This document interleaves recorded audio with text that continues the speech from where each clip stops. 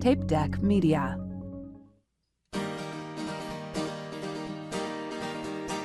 My friend Dan, he's got a podcast, 'cause all comics need a podcast, and nobody had a podcast called The Art of Bombing. So Dan went out and bought a tape deck. Who knows why he bought a tape deck? Podcasts don't get played on tape decks, but Dan is from the 80s. So hey there, all you funny jerks, come talk to Dan about your work. Tell him all about your worst times. It's The Art of Bombing.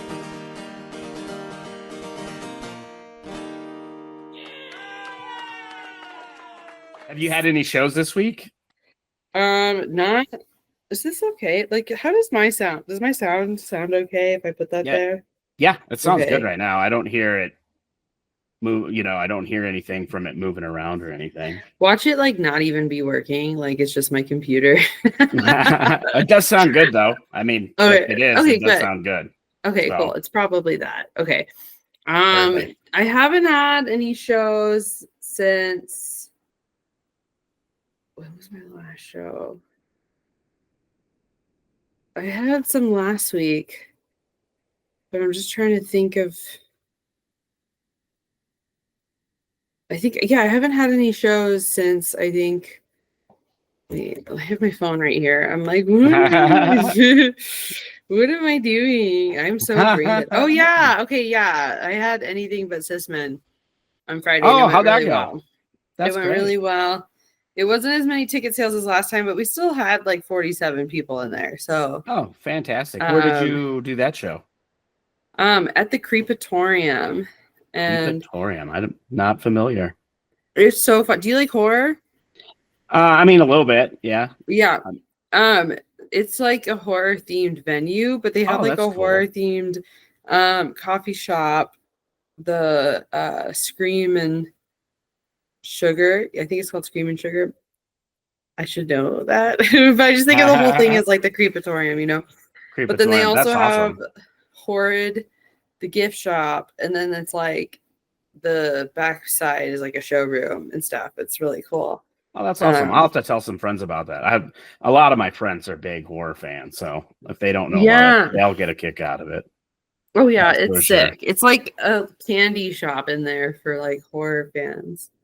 That's So- great. That sounds fun. Even as I watch some horror, but I'm not like a super horror fan. But it's Yeah. still stuff like that is always fun.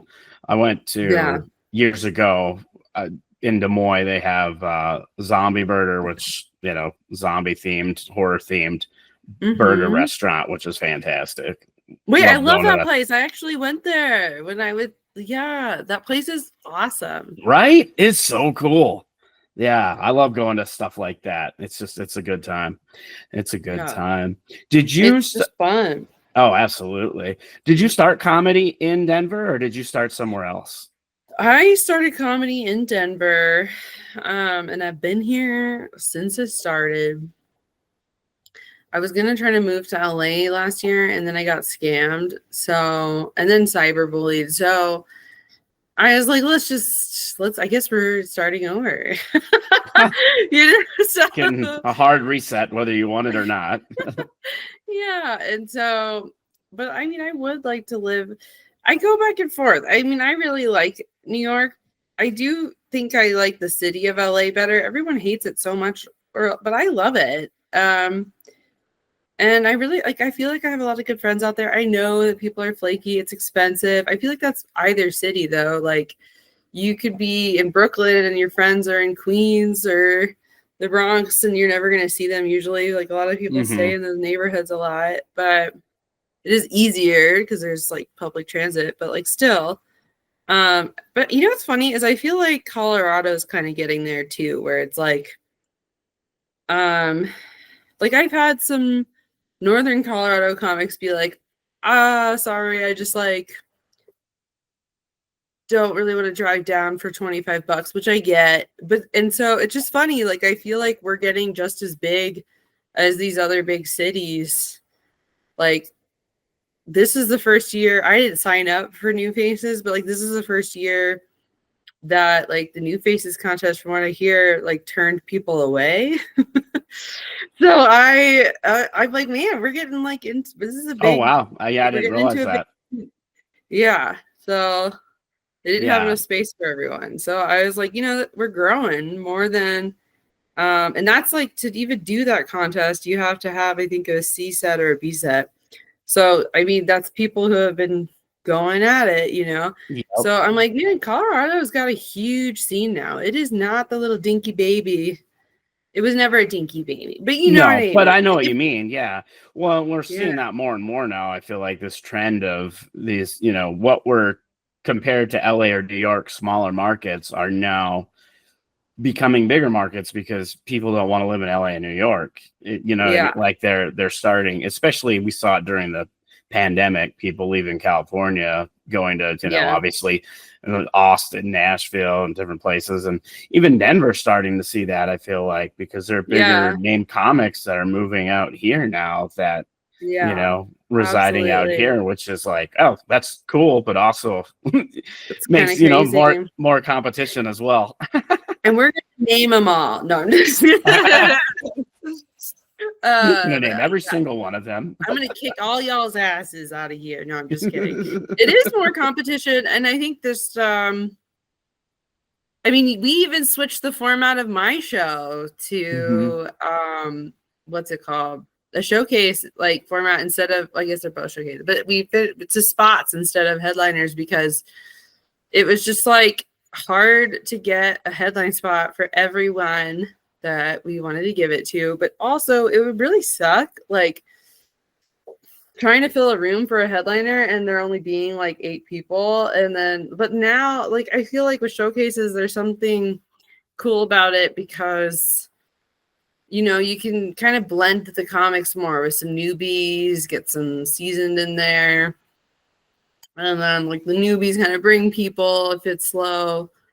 But it's like, I think the bringer part of it actually happens easier with like a showcase of 8 to 10 minute spots versus like a headliner where it's like, you're really depending on like 3 or 4 people to fill a room, and like, I think there is some kind of balance to it all, but it does feel nicer that I can like finally just get everybody up who wants to do the show and not have to worry about like a headliner dropping, not having enough seats, like all that kind of stuff.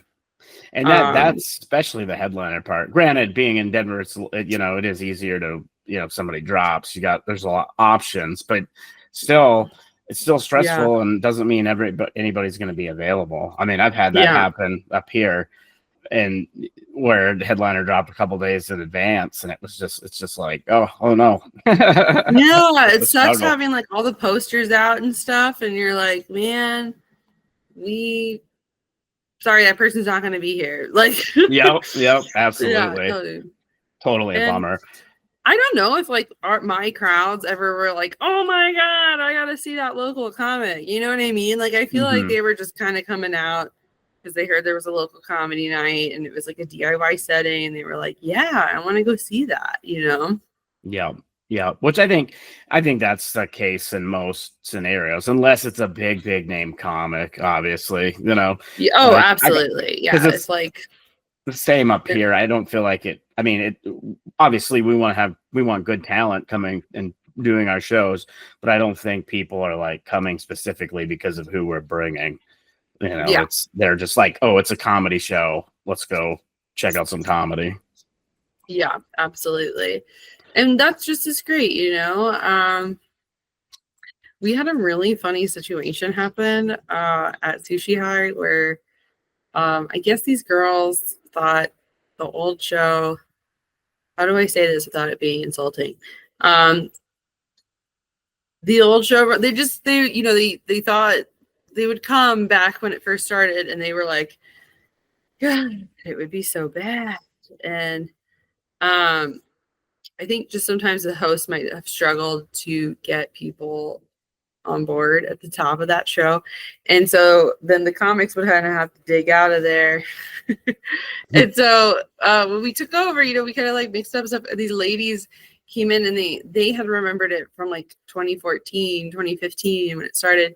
And they were like talking about how they used to go just because they thought it was comically bad. And then they came in to our show and it was really good. And they were like, we were so surprised. Like everyone did well. And I was like, oh yeah, well we're different hosts.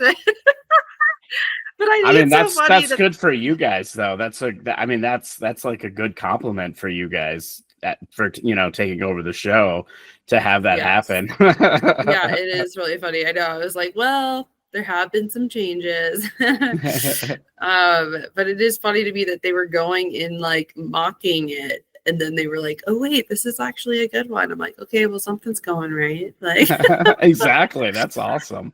What inspired you to start comedy? I think I've always wanted to do comedy.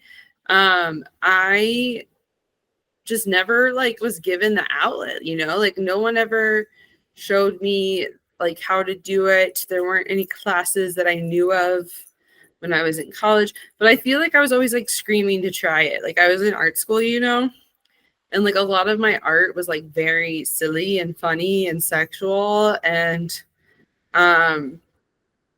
I feel like that was like my humor coming out.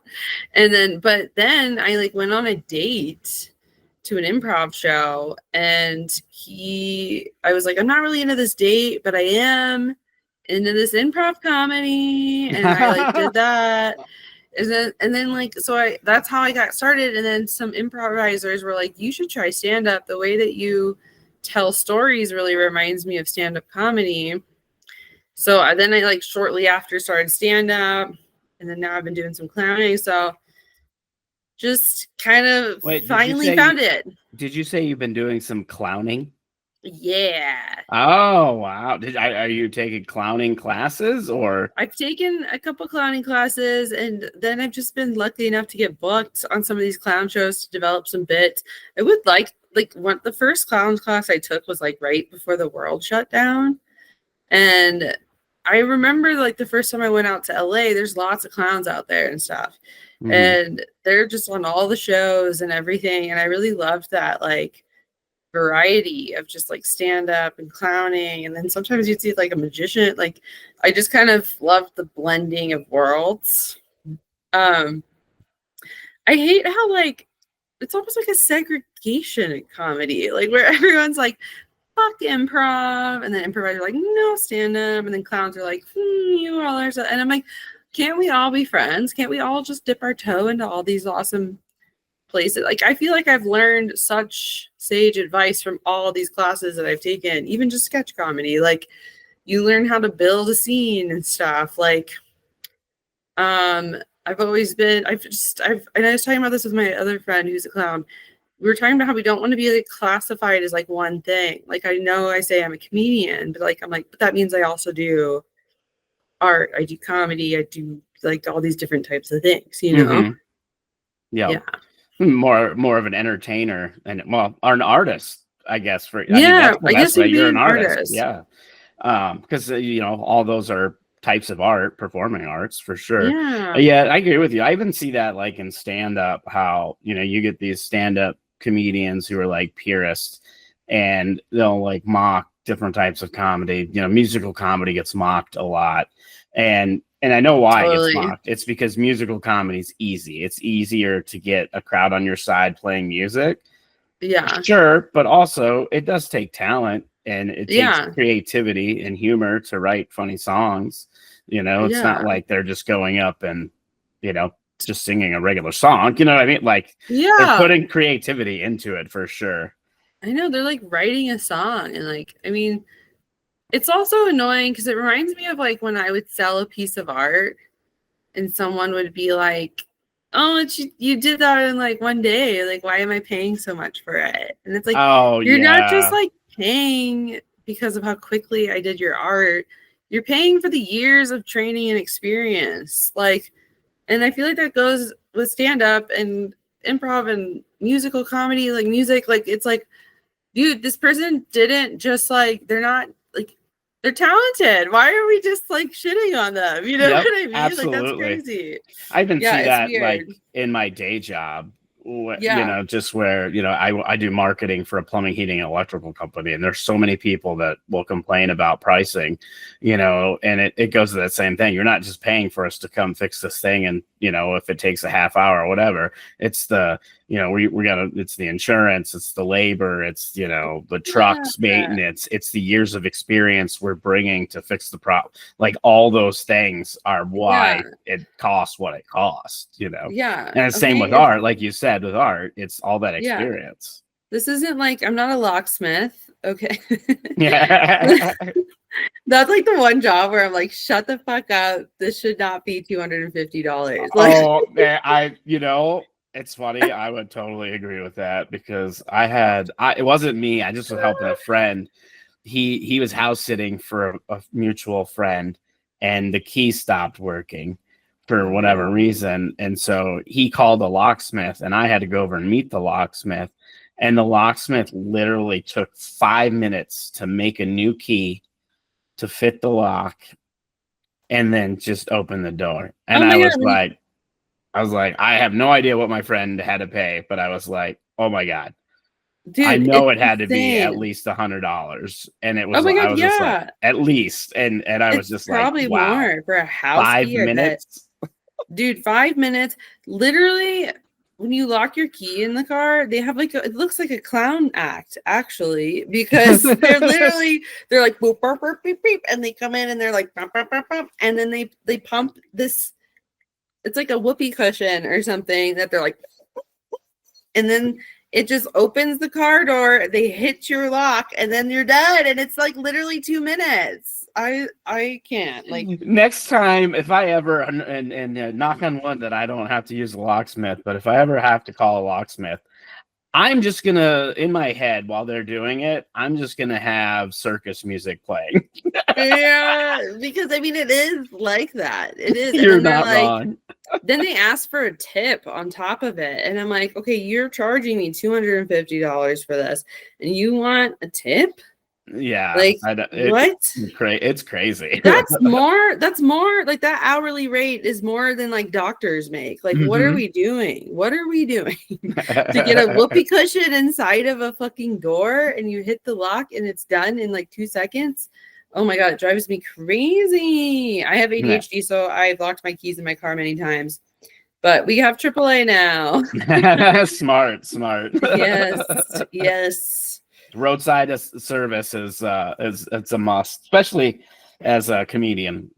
Traveling comedian, you definitely need that. I learned that years ago when my motor blew out in my car and I didn't have roadside insurance. Oh no. I was like, well, we're getting it now. And it's actually pretty affordable. It's like pretty crazy how affordable it is. I don't know what I do without AAA. We're not even trying to promote AAA right now, but you guys should cover Dan.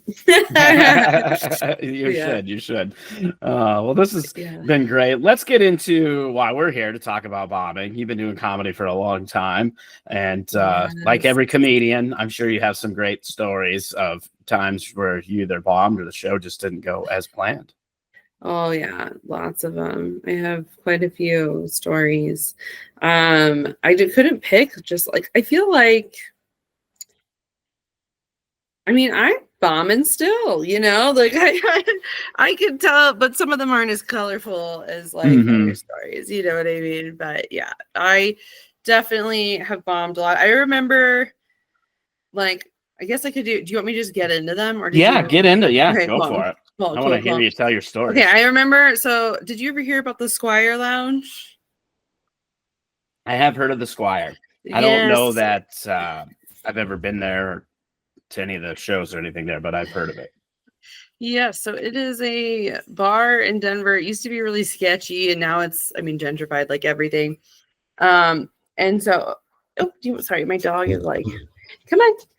Oh, watch your face. Sorry, this coffee table. I'm always worried he's gonna like jump and hit his head on the corner of it because it's one of those ones that like lifts up, Okay, anyway, so I remember the first time I went up at the Squire. Like the Squire was like it was the hardest mic in Denver. Everyone bombs. This is how they're like everyone bombs there. It's impossible to do well. And Greg Baumhauer started it years ago, but then after some people Sam Talent was hosting it, and I really wanted to impress Sam. And I was like really new, and I went up at the mic, and I mean, it's loud, no one's talking. Sam would like bring you up on stage and then walk outside to go smoke weed or something.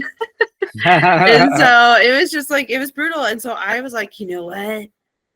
You know, you always think you're like, if you're like a hyper physical comedy person, like that's your style. You always think you're like, when going into it, I was like, I can be wild like all the time, but you don't realize like just some spaces you are never going to get the attention of anyone. And that's how the Squire felt. And I went up on stage and I was like, I'm just going to start screaming into the mic. And I started like screaming, like screaming. And like nothing, like nobody was like looking at me. No one even, people were like, that lady. And like just kept drinking, you know what I mean? Like, and I mean, it was so humbling. It was like, wow, I am really screaming into a void. So that was like one of my first big bombs. And then I was trying to think of like which one of these stories I should tell. So I have so many of these. I also, do you remember, were you ever in the Facebook group I Bombed? No, I did not know there was a Facebook group I Bombed. That would have been amazing to be part of, especially with this podcast. Yeah. I've had this for a long time. No, totally. Okay, that's really funny. It's no longer, I don't think people are even contributing. I mean, I think I saw actually someone posted it like a year ago, but I don't know. But I had posted it a lot before 2020. And so I was like, let's see if I can remember. And then I was like, oh yeah, I got some good ones. Okay, so I have two. They're not super long. So like, this is great though that you were able to go find them. I know. Oh, when you sent me, okay, Dan sent me the form today. Yeah, I did. I dropped the ball. I've had a crazy last couple of weeks. And I was like, I need to find something now. And like, I was like with a client. For the listeners, I do life skills now as my day job. So I teach people how to get their lives together. But so I was like with a client, I was like, oh my God. And then I was like, oh yeah, that Facebook group I have. So it reminded me of these two stories. Okay. So the first one, there's a show in Denver called The Great Debate. I literally just did it. It's so fun. It's at the Buckport Theater. The Buckport Theater is a theater that's owned by a group of actors who have like performed in various places in their lives. And they all just kind of came together and made their own space that they could do plays in. And they do like narrators there. They do The Great Debate and they do off shows, but they have like their shows. It's been going for 20 years. I'm like so awesome. Impressed. So impressed. It's a great space to support. And if you ever want to work out something, Erin is such a great, flexible person to reach out to about a show. Can't promise you anything. It's got to be good. I don't want to sell her short, but they're very open to working with people. And having their space rented out and stuff. And so anyway, The Great Debate is a show where it's like two random subjects get debated and team people debate them and whatever kind of buffoonery. People do PowerPoints, musical compositions. I did some clown bits before. I've done just like regular sketch bits. Like it's like you're debating the topic. And so this one was Tom Cruise versus the Impossible Burger. And this was right when the Impossible Burger came out. And and the funny part about it is you like are in a group email with your teammates. So unless you know that person by their email, you also don't really know who's going to be on the teams or like who's on the opposite teams. I've become good pals with some of these actors and stuff. So I know that I'll see some of them. But, there's also other comedic talents that are on the show sometimes, and you might have accidentally dated them. And, there was an improviser that I like when I was like heavily doing improv. We had a really awkward falling out. And I just okay, also a little backstory. I am going to roast him a little bit here. We would go for long walks and I mean, we'd walk all over downtown, and I'd just be like, "Fuck me," you know what I mean? And he's just like, "What about this building over here?" You know, like it's just like this was like, you know, like mid to end of 20s, like soups horns, like you're like really into this person, but you're also trying to take them seriously and be respectful. But you're like, is this a date? I don't know if we're on a date, and that it's like those blurred lines of comedy. We went on a date. The way that it ended poorly is we went to karaoke one night. This was a date for sure. We went to karaoke, and I was like, you know, when you're on a date and you guys like each other and that's established, usually you sing, maybe one person, you each sing a couple songs. And then around 10 or 11, we leave, right? And we go hook up, possibly. We stayed there for like 3 or 4 hours. And at one point, this other guy who's like a old karaoke head man, like comes in and just starts like third wheeling us. And then oh no, this guy and him are like vibing, and I'm just kind of sitting there drinking.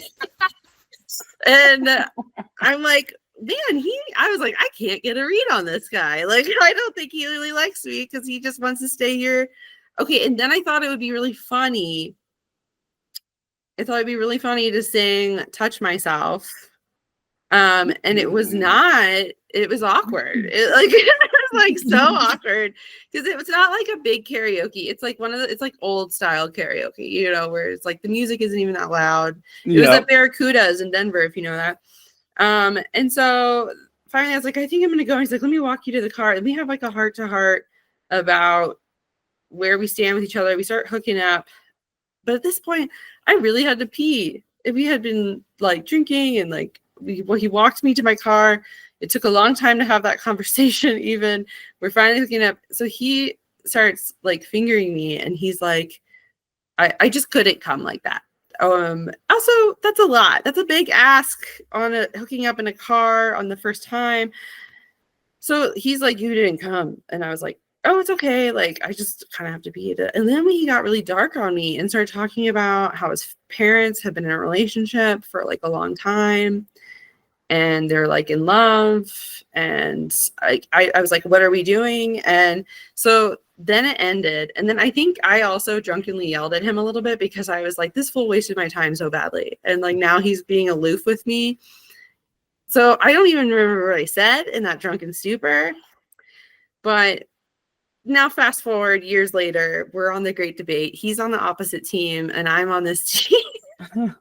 And I didn't even think he was like, I just didn't know they knew who he even was. And so, so we compete, and I also was like, you know what? I'm going to be so fucking funny. It's going to be so good. I had this idea. I was going to do, let me find let me just pull this out. Okay, wait.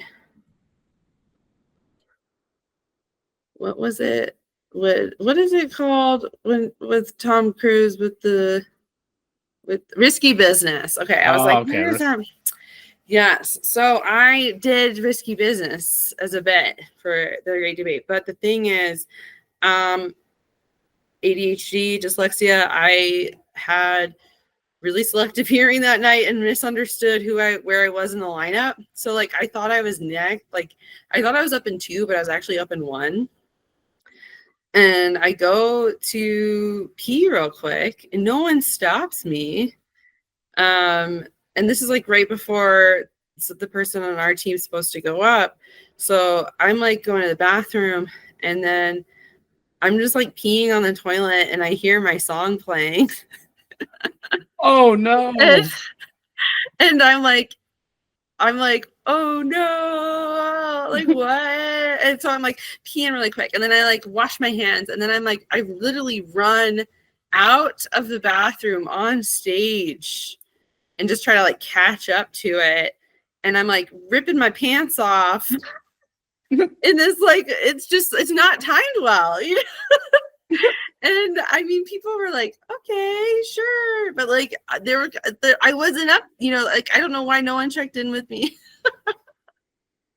And wow. just like stopped me. And I was like, So I had to do, and so then I'm like, just like, okay, just get really into it. So I'm like giving it my all. I'm sweating. I'm dancing. I take one of the cheeseburgers that someone else had been using, and I just like start eating it and like dancing. And then I finally like go and like sit down, and I just like see him in like the shadow of the other table, just like staring at me. And I'm like, God damn it. You know, like that. I was like planning to be the best, and then I messed up the timing, and they just went. The show must go on. They like had to keep going, and then so it was. Oh, and my friend was in town, who's like another comic at the time. He was visiting from New York, so he came to support me. So he's just like watching me, like, oh, Katie. Oh no. Oh my God. This has all the ingredients for a disaster. It was so bad. I was like, and it's so funny because you think you're going to be this awesome clown, like fun bit. And then it was kind of like nightmare fuel. Like I've had nightmares where like, you know, I'm hosting a show and like the music goes on early or like something. And I'm like, that's exactly what happened to me. Oh, well, and the worst too, because you're in the bathroom. Like you can't just like mid-pee, you can't just like stop and go, you know what I mean? Oh my God, yeah. It was like, and then it was like it was it's just rocket blasting it. Yeah, I was like, I gotta go. I gotta go. I just remember locking eyes with my friend Hannah, who's like one of the actors there, and I could tell that I felt immediate compassion because she's just like, she like knew that I thought like, it was like we both made eye contact, like, oh, I fucked up. Like, yeah. Did like after the show, did anybody like, you know, apologize for not letting you know you were next, or I think we all just seeing kind if of you were ready, or they just? I think they might have. So I think what happened is they probably thought I was going to like a corner of the room to dance. And so, and they're like, oh wait, she's going, she's out of the room. We'll start the music now. You know what I mean? Oh, they thought you were, that would make sense if that's what they thought. They thought you were I was up next and I like was running around in the other area. Oh my God. And I was in these crazy underwears and just like had this like, I'm a thick, busty woman. I look nothing like Tom Cruise. And I had this little boy wig on. Like,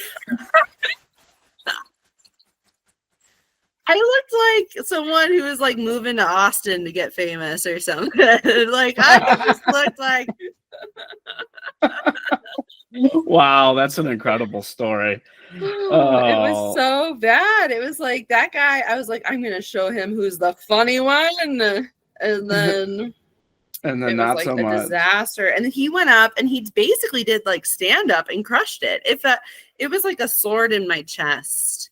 Oh no! I couldn't believe it. I was like, what the fuck? He's doing stand up now. Like, that's my thing.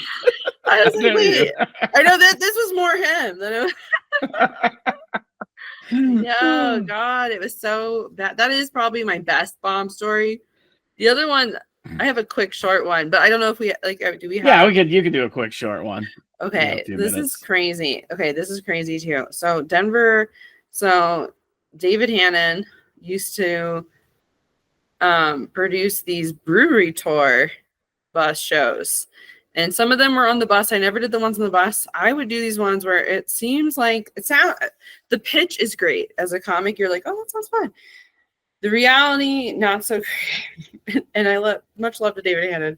I mean, hey, I got paid for every set I did. No, like, and I'm down to do any, I'll do any room again. You know what I mean? Yeah. And so, but like, I mean, it's a brewery tour. So these people are out drinking craft beer all day in the sun. And then they end at one brewery where they're like ambushed with a comedy show. Oh no. And so I had been doing them at least once a week when it was going, and I was like, hey, this is great. And they'd always be interesting. Like, I feel like they really helped me get more comfortable with like drunk people and audiences and stuff like that.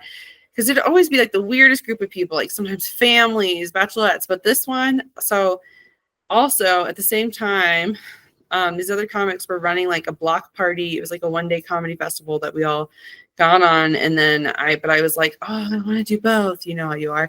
And so I had a fun time at this block party comedy festival. And then I was like, I got to go do a quick set at this brewery and I'll be back.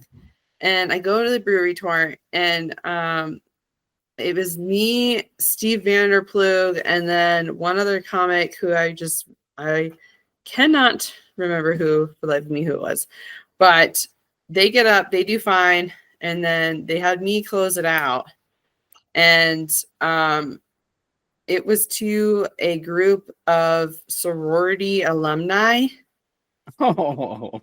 And they didn't even go here. Okay, they went somewhere else, but they celebrated their like fucking sorority shit here in Colorado. And they did the tour. They were wasted. We end at this brewery, and then it's me, like, and they're all like, literally, they all look like they could be on like Housewives. Like, I'm not like they're brutal. I am just this little like punky, like artsy fartsy little thickum getting up there. And I mean, I'm like trying to make them laugh the whole time, and like they're all sun-kissed and drunk, just staring at me like. And then like this one, like there was like a leader, you know, there's always like a leader of those kinds of groups, and she was staring at me. And then like I would finish a joke, and she would be like, that's not how my kids are, you know, like she would just have some kind of little heckle in there after every single time. And then all the ladies were like, you know how those bitches laugh. And I was like, okay. And I was like handling them so nicely. I was like, oh, you got me. And then so I do this one big bit. I don't know if you've heard it. It's on my album. But it's like the plus size hand model bit where I talk about my mom saying I should be a hand model or a plus size model. And then I'm like, I'll be a plus size hand model. So I like level this whole thing up. And then I'm like getting to the punchline, and I'm like, so she tells me this. So I told her, and then this woman fucking yells right before I say plus size hand model. She's like, wow, that's a lot. And I just was like, you just stepped on my punchline like so bad again. Like I didn't even know what to say at that point. Besides that, I was like, okay, like what the heck? And then she goes, she's just sitting there with her like beer, and she's like, just start from the top again. Oh my God. I know, like she put her hand up and like flicked it at me like I was a little dance monkey dance. And I literally just like shut down. And I was like, nope, I'm going to end it here, actually. That's my time. And I got off stage and just started like crying. Oh, no. Because I was like, and then Plug had to like talk me off a ledge that night. And I was like, man, those were the worst women in the world. Yeah, so, sounds like it. Do you feel like on that like particular show, because you said you're trying to deal with them nicely, and obviously they were heckling, why, like, what was the choice not to like deal with them like she was a heckler? You know what I mean? Like, was it inexperience, or you're just trying to, because of the type of show it was, you don't want to like be mean, I guess, for... I would say a little bit of both, probably. Yeah. I feel like that was the first time I had a wall of women hate me. First, because like I definitely feel like my comedy definitely appeals more to women. No, like but my fan base is definitely more women. And so it was like very disheartening having a bunch of women that are just a tad older than you, like, you know, maybe 10 years older than me, just like.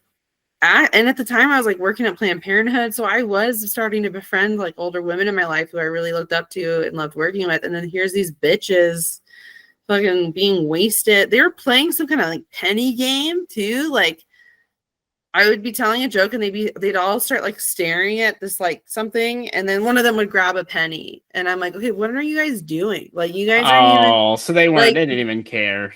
Yeah, anyway, like they were doing like their own thing. They were doing their own thing. I had to like stand in front of them and do 20 minutes, and like I think I was probably that was probably like 2019. So yeah, I think I was still pretty green, you know. I was probably only like 4 or 5 years in. Yeah. About 4 or 5 years in. That sounds pretty brutal. And not ideal for comedy for sure. Absolutely. I'm gonna start wrapping up. As far as like, okay, you've been doing comedy for a while. What would be a piece of advice you would give to a newer comic listening to this podcast? Or I guess it can be some advice that maybe you got that you thought was really good. Okay, stick to one story if you ever do Dan's podcast. That second one was kind of just sad. But also, that's the ADHD. I'm sorry. Okay, but also, I just couldn't decide what. Like, now saying them, I'm like, okay, that like the other one was way better. I mean, they were both good. I mean, because they're two different experiences. The first one's like so funny, and the other one's like, that's like real heartbreak that you experience. And I would say to the listeners, you're gonna have nights like that where someone just gets under your skin in a way that, or you like set everything up and you think it's gonna go well, and like you fucking in the bathroom because you just fucked up. Like you mistimed it. Timing is everything.